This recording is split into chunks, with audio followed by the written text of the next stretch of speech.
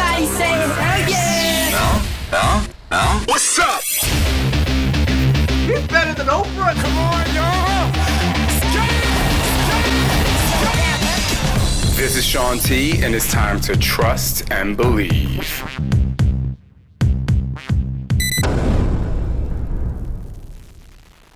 Hey there, what's up? How's it going? Yo, I'm telling you, I'm so stoked to talk to you because, I just joined TikTok. I joined TikTok at the end of last year. Okay. But then since the pandemic and, quarantine happened, I've just kind of been like, I've been something. Yeah, and I just kind of been on there and I like scroll through and I really like it because you get to see, whereas like Instagram is pictures and, people can kind of hide behind whatever it is. They can say things, but TikTok, like you get to see people's personality, you get to see their like humor and a lot of things. But there was this one day, man, I came across your page and I was like, I just was like enamored by your ability to express yourself. I just thought that was like super cool because it was just like you did it in a different way. And it was, just you as a person, just in general. And I thought it was cool. So I was just like, okay, I'm going to reach out to him on Instagram. I was like, because I people think because I'm Shaun T and I, whatever, that I don't like reaching out to people. I'm like, I still like to make friends. Like if I think somebody's like mad cool. So anyway, thank you so much for being on the show today. No I problem. really appreciate it. So I was never on TikTok either. Like I had it, but I had no intention of posting anything. And then one of my buddies sent me over a video and I was like, I'm going to kind of like tweak it a little bit. So I did. And the next thing you know, like my phone was blowing up. I had no idea what was going on. And then I like went onto my Instagram. I was like, why do I have like all these notifications? And then I went on to TikTok and then I was like, oh wow, like that was, I think, the second video I ever posted, I think. And then I had no idea it was going to like do what it did, like go up as it did. So, it was cool because I actually, when I saw one video, but there was one video of yours that had like 2.2 million views. That was the one. Yeah, that's the one I did. Yeah.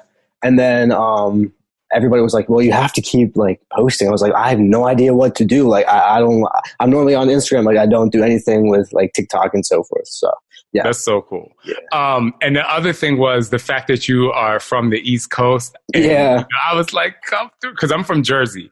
Oh, okay. Yeah. So I grew up a little bit in Philly, moved to Jersey, but then I worked in, Collegeville and Radnor, Pennsylvania. King of Prussia.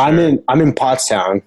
So I work in King of Prussia, yeah. Okay, yeah. So when I saw that, I was like, oh, Eddie's an East Coast boy. Like, I'm here for it. But anyway, I just want to jump into your story. So Trust and Believe podcast is really about like helping people trust and believe in themselves through fitness, through motivation, but most of the time, fitness motivation, but most of the time it's through life and people's life's journey. And there's so many people out there who have such a hard time accepting who they really are. Number one, accepting who they really are, expressing who they really are. And then 3, people throw around this term, I'm living my best life, but are you really? And so there was, I just wanted to bring you on the show because I just think that you could really inspire and motivate people. So can you please introduce yourself and tell people a little bit about your story? Or a lot of bit about yourself. Yeah. So I guess I can start from like the get-go a little bit. My name's Aiden DeStefano. I am a 21-year-old trans, I guess, like not activist, but I do a lot of activism for the community around here, at least. So when I think I knew, so a lot of people when they like grow up, or the stories that I've heard, they're like, oh, how did you know so young? Well, how do you know certain things so young? Like just comparing myself to like, just not because like I'm quote unquote trans, but like, how did you know, like you like the color blue or so on and so forth? Like you just know, like there's nothing, like there's no explanation about it. Like you just know. I mean, it's the same as gay people, like me, I'm like, how did you know you're straight? I always say that to like people. Oh, how did you know you're trans? Well, how did you know that you like guys or girls or, whatever? Exactly. You just know. When I was 7, I told my aunt, I was like, we were playing a little card game, like they had like little questions on it. And one of the questions said, what do you want to change about yourself and why? And at 7, my aunt was like confused as to why I said what I did. And I said, well, I don't like the body that I'm in. At 7 years old, like it just like went right over her head, nothing about it. And then a few years later, my mom, like we were shopping and she goes, Aiden, like, are you gay? I'm like, Mom, you have no idea what's happening. Like I just did not know what it meant I didn't know the word. You didn't know how to express it. Yeah. Like I was like 13, 12. Like I had no idea. But then I came to the consensus that I was like, yeah, I know for a fact this is not who I was supposed to be. And, what I see in the mirror and like how I picture myself in the future or just now, like something's just got to like tweak a little bit, Yeah. But as a kid, I was very happy. I was never, sad or depressed. Like I definitely questioned myself because I had no idea what I was going through because I was not educated. I just did not know anything. And then luckily I actually came across a video on YouTube and I forget who it was, but the way that they explained it was exactly what I was what I was feeling, going through, everything. I was like, what the hell? Like there's other people like me out there. So then I went like into this deep hole and just started to really educate, like just learn about like myself pretty much through other people because I didn't know that there was other people like that, Yeah, I think one of the things, a lot of people might ask, like, what exactly in your brain? Because here's the thing, and you know this. There are people who 100% cannot even understand why they're born in one body and to think that they want to change to another sex, like to them, because they haven't had that mindset or that feeling, they don't know. And so some of the, being gay myself, like you're called all kinds of names. But what were some of those things that you saw in the video that made you feel normal? Like what were some of the explanations that you learned even more about yourself from watching what other people were going through?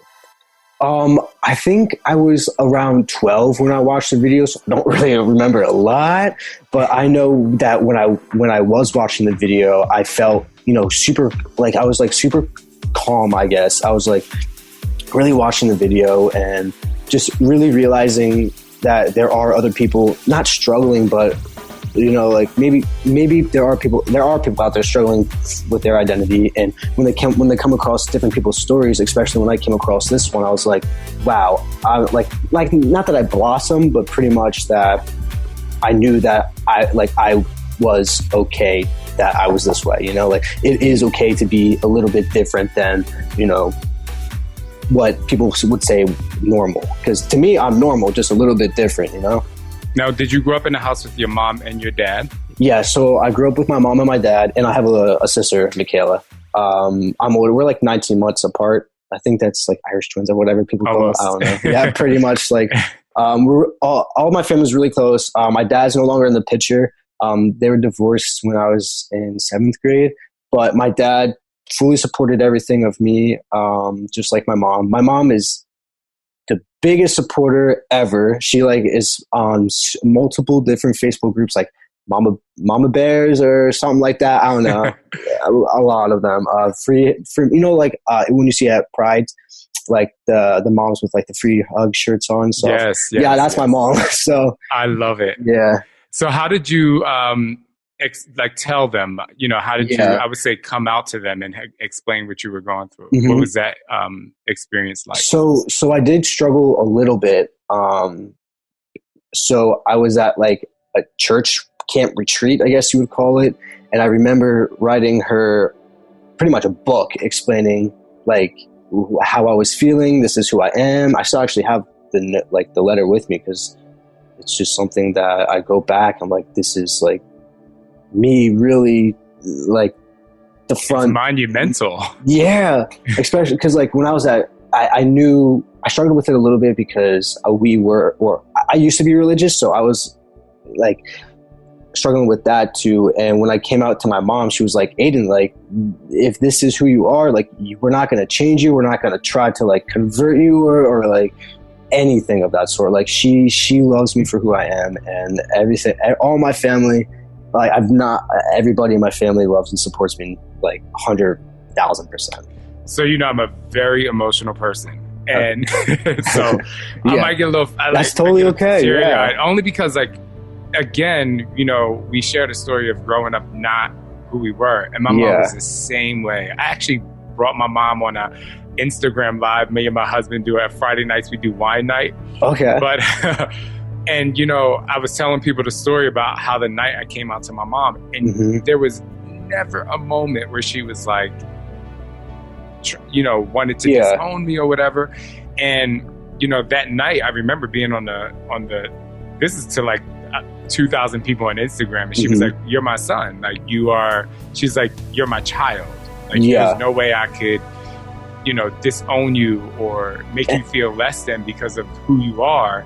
And I think what makes me really emotional is there are so many people out there who don't have that support, and their parents have them expecting them to be what the parents want them to be when we come into this world in like with a blank canvas, Yeah, that's the one thing I preach about here, because I know some people that not like are closeted, because like there definitely are a lot of people that are closeted. I hate it. Like when people come up to me, or like when I do like my speaking, sometimes people come up to me and they're like, I don't have like any support, and like, do you have advice?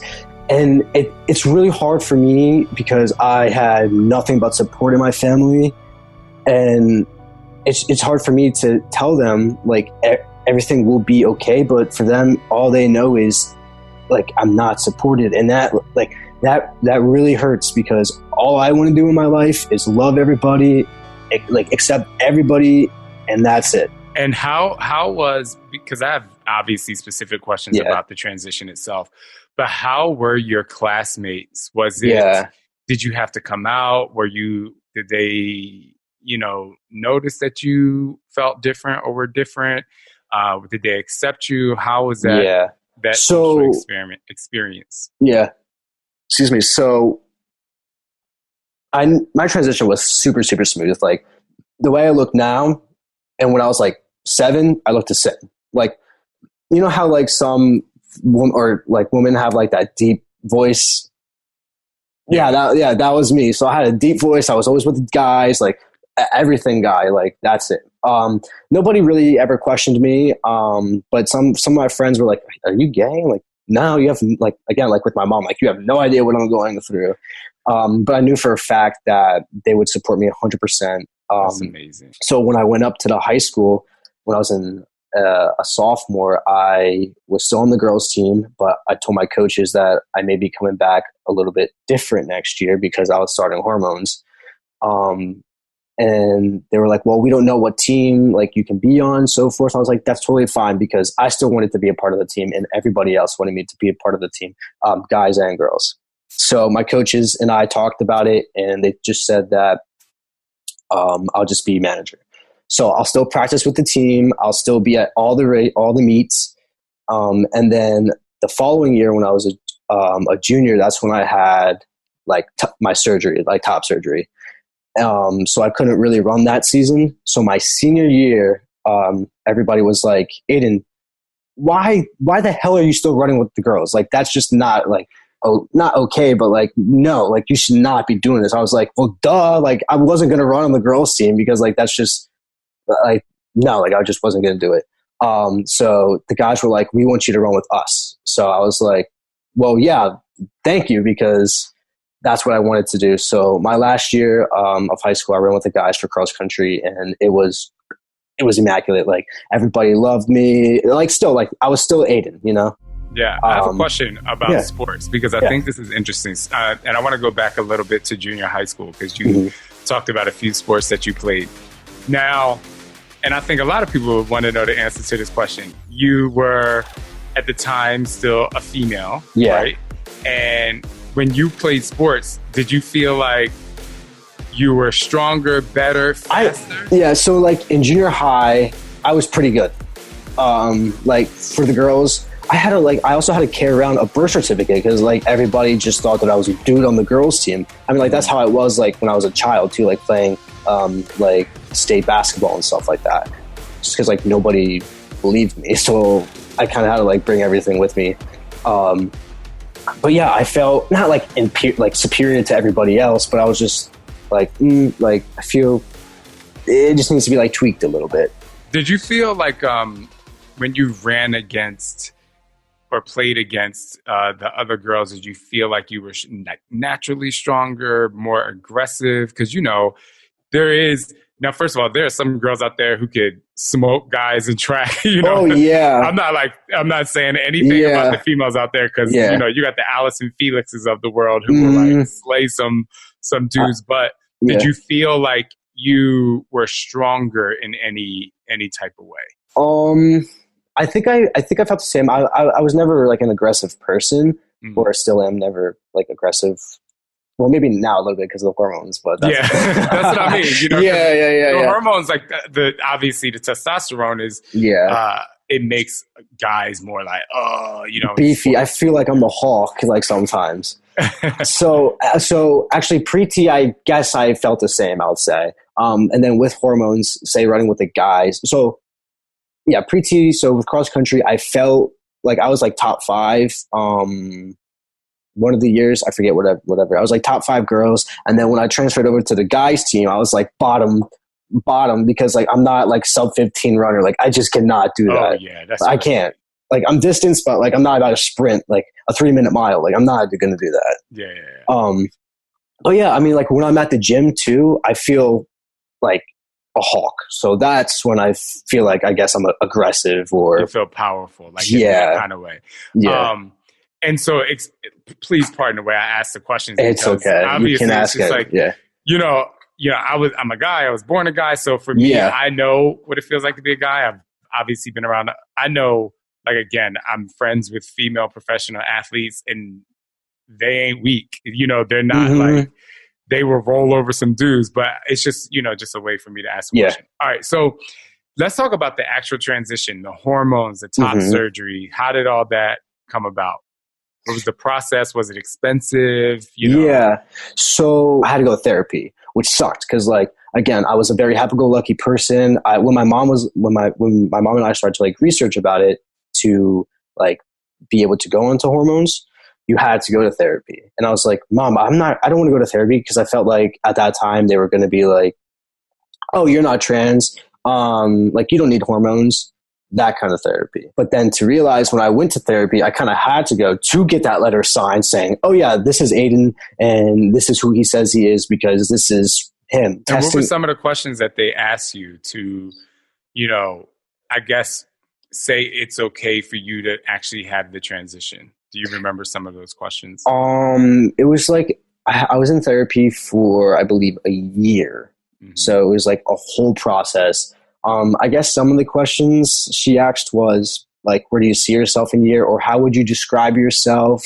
Like simple things like that. I don't really remember most of the things but you never really felt like they challenged you or she challenged you? No, because I went to a special therapist. She was a like an LGBTQ kind of therapist. Perfect. Okay. Yeah. So she was super calm. I loved her. Like I'm friends with her and I used to go to a group there too. So this therapy group was filled with like trans guys and girls.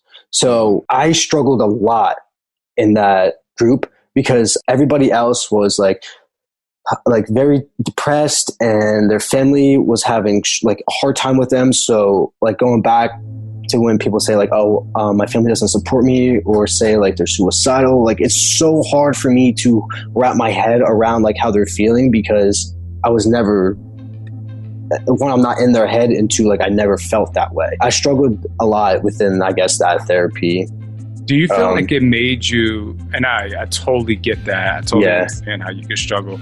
Do you feel like because you had a different experience in terms of your support before and after your transition, that it kind of opened your eyes up to what other people in the world were going through? I mean, even though I know it was tough for you. Yeah, I do believe that. When I was in high school, I guess we can kind of go into like the lawsuit. The one thing that people didn't like were like the cis people. For the people, I guess, who are listening, if they don't know what cis means, it's pretty much that you were born biologically who you are and you're straight. That's what cis means, pretty much. Right. So some of the guys in the high school did not like that there was a trans person in the bathroom because they wanted their privacy.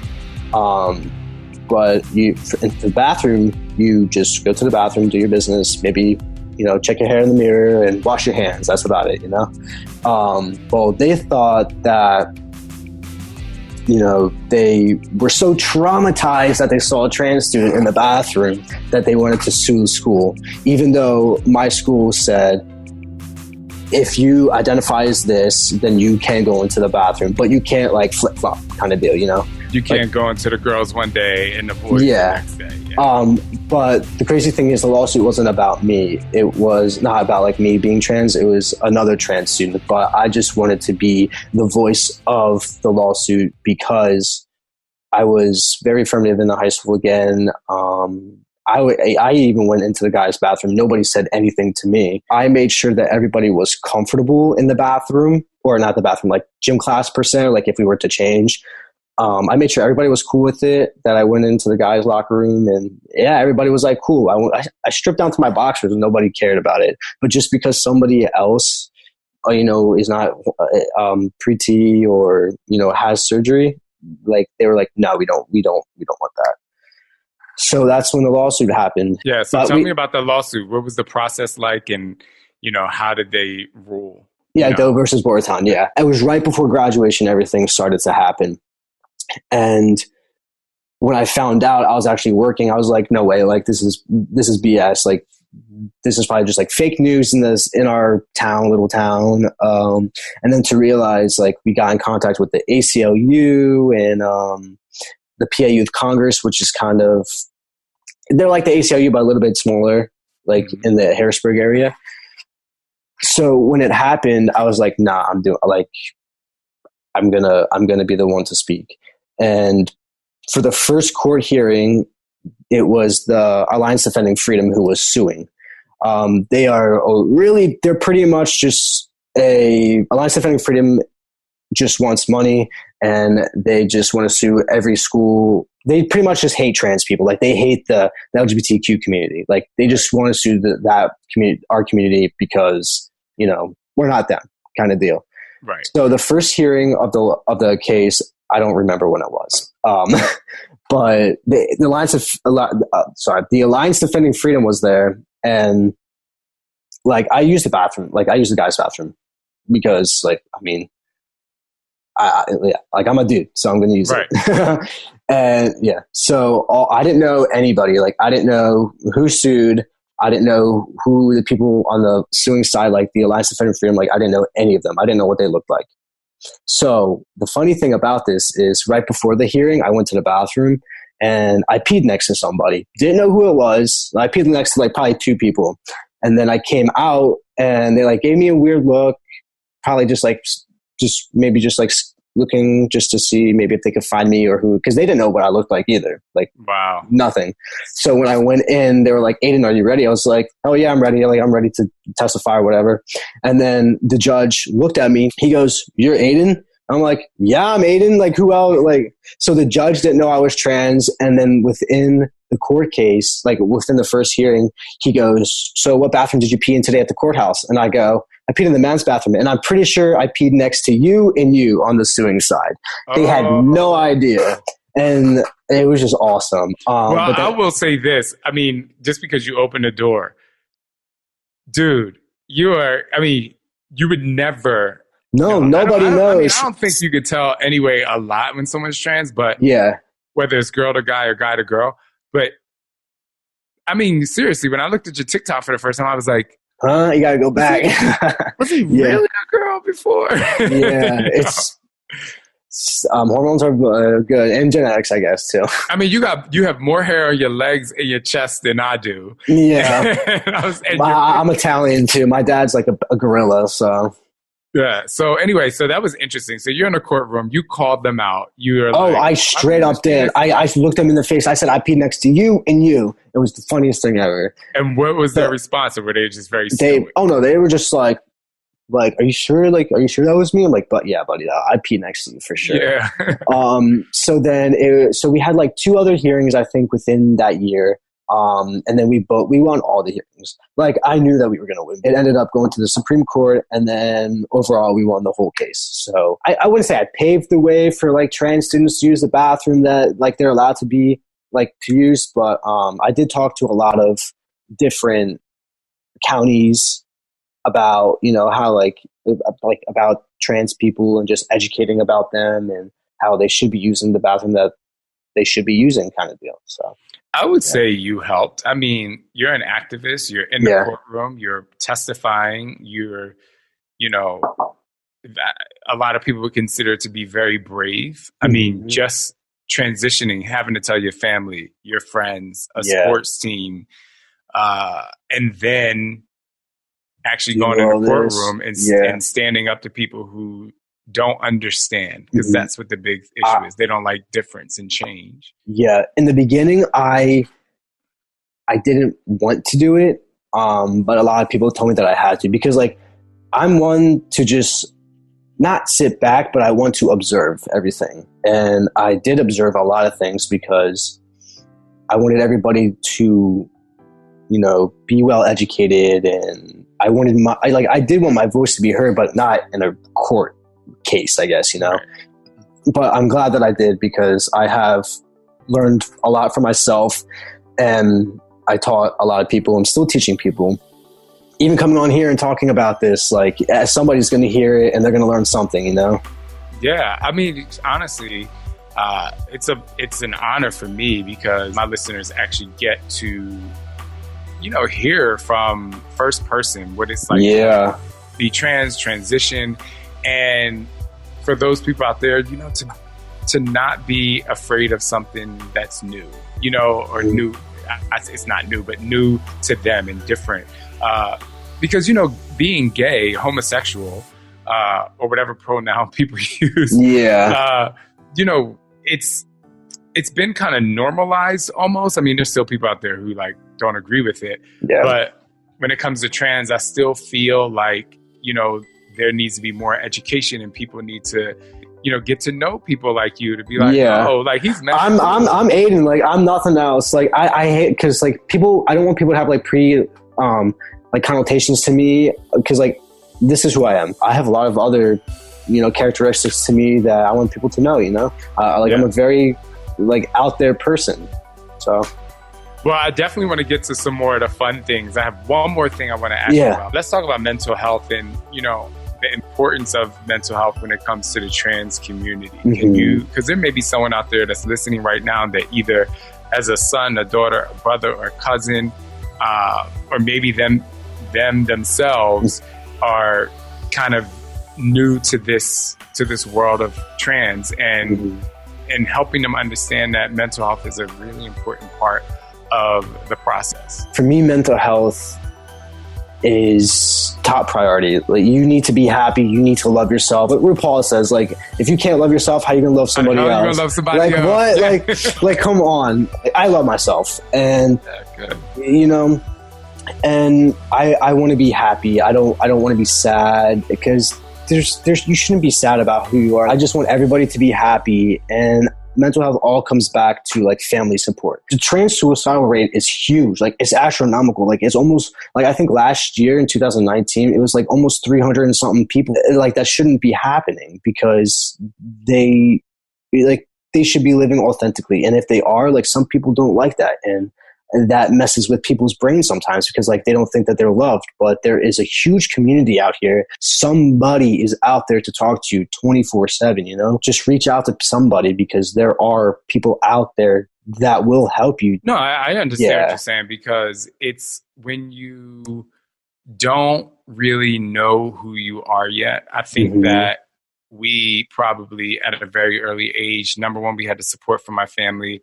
And number two, a lot of people out there, they just know. But there are a lot of people out there who, like you, they will grow up religious, and in their mind, they're going to church every day or every couple times a week, if you will. Mm-hmm. And the Bible preaches one thing, or the church preaches, gay is bad, trans is bad. And so they get put into this place of like, who I am is a bad person. Yeah. So I actually going to hell, Yeah. So I actually had an experience with that. Yeah. I used to be a missionary for my church. So I was Methodist. So you had to go through like different steps in order to like go out of state to be a missionary, I guess. So, like I had to do one in state. So I helped in my little area in Pottstown, and then I did one out of state. So I went to Chattanooga, Tennessee, and I loved it. Like I absolutely love helping people. Like I love it. And then after Chattanooga, the following year, I went to Guatemala. The best time of my life, helping at an HIV clinic, just so forth. Building like a shed for a local farmer kind of deal. And we stayed at this, I guess I'll call her a house mom or something. For some reason, I felt compelled to tell her that I may be coming back different next year. And and I was sitting there for 3 hours that night. And she pretty much says how like, I'm a pervert, the devil lives inside of me. Like I'm going to go to hell. Like nobody should interact with me, all of that. And I was just like, wow, like she was calling me a beautiful princess. And it was just like the most awkward conversation ever. I never cried that much in my life. To me, I thought that God loved everybody for who they are, like that's what my mom preached. But then when somebody else told me otherwise, I was like, oh wow, like is this really what's going to happen? And then throughout the years of my life, I'm just like, this is ridiculous. Like I'm not going to let some woman tell me that I'm not allowed to be who I am. So that has really always stuck with me. So how long did the full transition take? Yes. So I actually had top surgery 4 years ago. We have pretty good insurance. I went to shout out to Dr. Rumor in Ardmore. She's fucking amazing. Like she's the best. So question, yeah. And if I ask you any question that you don't want to answer, just let me know. But no, I'm so open-minded. You can ask me anything, I'll answer. So before you had top surgery, did you have like larger size boobs? Yeah. I had like what they call mosquitoes. Like I had super small. Like I had super small. I had a super small chest. But say mosquito. Yeah, mosquito bites or whatever they call it. I don't know. But I wore something that was called a binder. It's pretty much like a super tight sports bra. So that would make the illusion of a flat chest, pretty much. And the first time that I had that, I like almost teared up because like I was like, wow, this is what my chest is going to look like when it's flat, But when I got the surgery, we found out that insurance didn't cover it at that time, so we paid $7,500. My mom paid for it. I was like, hell no, you're not going to pay for this. So I actually recently just completely gave her all the money. So I pretty much paid for it myself. Yeah. Good for you. So that's good. Yeah. Because this is my journey. I don't want my mom to be paying for something that is not hers, So now on to some fun questions I have. Because, you transitioned to a guy. Are you in a relationship? No, I'm not in a relationship.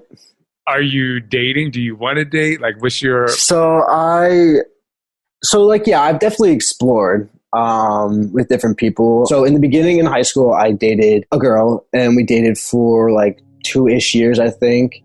That was like my first relationship, and I felt great with that. And then I also dated a trans girl too. So it was kind of like not meant to be, but I'm trans, she's trans. I felt like it was just good, She went from guy to girl. Yeah.